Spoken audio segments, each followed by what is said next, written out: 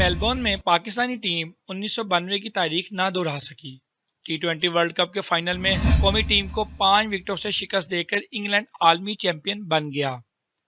آئی سی سی ٹی20 world cup کے final میں England نے پاکستان کو 5 وکٹوں سے شکست دے کر ٹی20 کرکٹ کا تاج اپنے سر سجا لیا۔ ٹی20 ورلڈ کپ کا فائنل میلبورن کرکٹ گراؤنڈ میں کھیلا گیا، جہاں انگلینڈ کے کپتان جوز بٹلر نے ٹاس جیت کر پاکستان کو پہلے بیٹنگ کی دعوت دی۔ پاکستان نے پہلے کھیلتے ہوئے 20 اوورز میں 8 وکٹوں پر 137 رنز بنائے۔ اس کے جواب میں انگلینڈ نے 138 رنز کا ہدف 19ویں اوورز میں 5 وکٹوں کے نقصان پر پورا کر لیا۔ انگلینڈ کے بولر سیم کرن کی جانب سے شاندار بولنگ کا مظاہرہ کیا گیا۔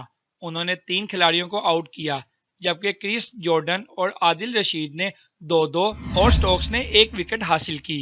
پاکستان کی جانب سے شاہین افریدی، شاداب خان اور محمد وسیم نے 1-1 وکٹ حاصل کی، جبکہ حارث رؤف نے 2 کھلاڑیوں کو آؤٹ کیا۔